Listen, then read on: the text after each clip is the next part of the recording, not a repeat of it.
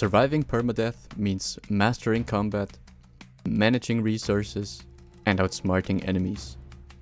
But what do you do when the most dangerous enemy is a hospital bed? Yes, I am currently falling to my death. How I got here? Let me tell you the tragic story of my second promising permadeath run ever. I have set myself the challenge of surviving 100 days in permadeath Surround Dead, and I've learned a lot from the mistakes I made in my first video and the previous runs. Failure is the best kind of teacher in the end. As I'm about to learn though, failure has multiple phases. Sometimes it's not a lack of skill, intelligence, patience, or strategy. But let's start at the beginning. I've quickly found a backpack, some guns, and even a car. By the end of day 2, I felt way more ready than on my first try. I promised myself I wouldn't repeat my old mistakes. I played it safe and it paid off. I was still learning and still had some close calls, but I felt more ready, more calculated, more aware of what actions would lead to what consequences. I wasn't starting to feel overconfident like last time, but I was starting to feel just better at the game in general. Then on day 3 was test day. I hit my first bigger POI, point of interest, the mall, to test my skill, new gear, and my more methodical playstyle. Here's how it went.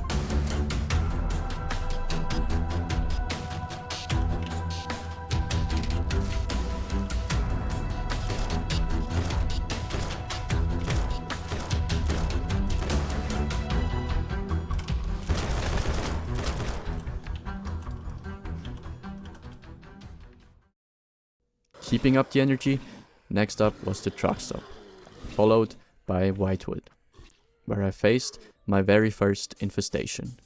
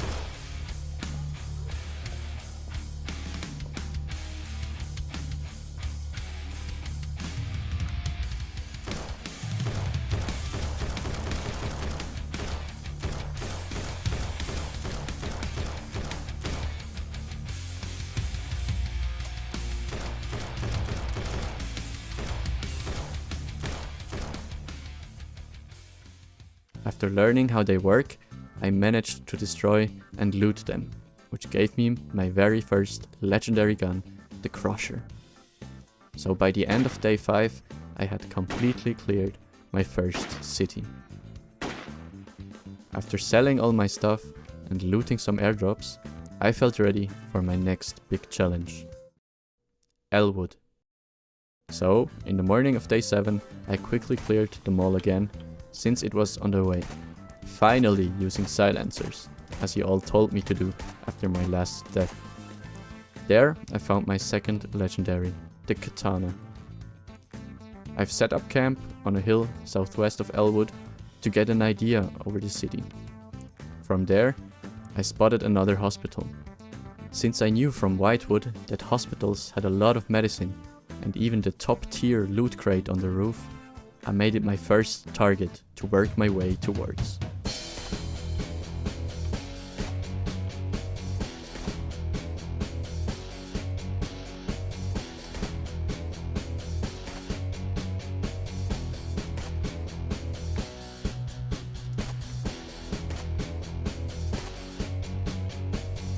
Ultra radiated.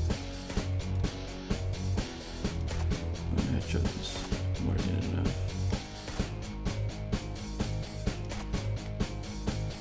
Another sprinter.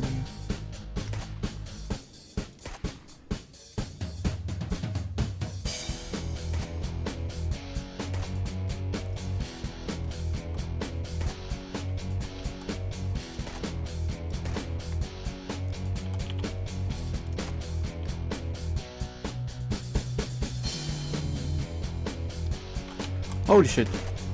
Oh, oh.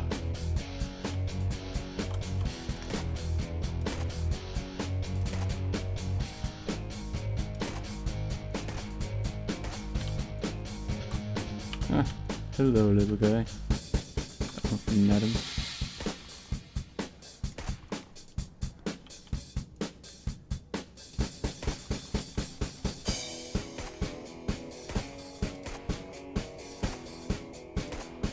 Is that the POI boss? No, don't move. Shit.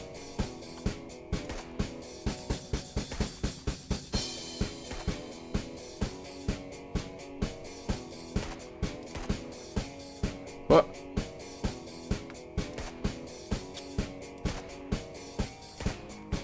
Okay, we killed the boss. Okay, that's going so well right now. After killing the boss, I was very happy and confident, while still being cautious and not getting too ahead of myself. I spent a quick night at the hospital, planning to finish looting it the next day and clear the rest of the city. But the game had other plans. As I wanted to climb the roof of the hospital, the staircase was blocked. I thought that maybe this was similar to a metal sheet I saw in a building on day 2. But it wasn't. I'll just play the clip.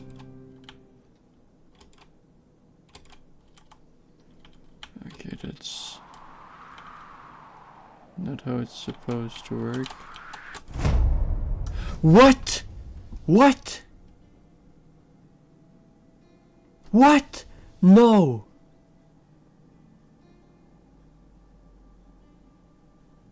No way, bro. So yeah, that happened. My greatest enemy wasn't a horde of infected, it weren't bandits, it was a mattress. You can prepare for everything in this game, but you can never prepare for something entirely out of your control, like the physics engine deciding it's your time to go. And honestly, isn't it exactly the same in our lives? We can take care of ourselves, exercise, eat healthy, strive to be successful and rich. But at the end of the day, so much is out of our control. The old concept of Memento Mori, remembering that we must die, isn't meant to be depressing. It makes you humble, careful, and incredibly thankful for the privilege of simply being alive today. There is a verse in the Bible that captures this perfectly. Psalm 90, verse 12 goes like this: "Teach us to number our days, that we may gain a heart of wisdom." Real life is not a game. There is no respawn button where you can just start your next try. That realization made me ask the questions that actually matter. And I found my peace and my answers in the Bible. And I can only encourage you to give it a try. There is a God, and He is waiting for you to seek Him.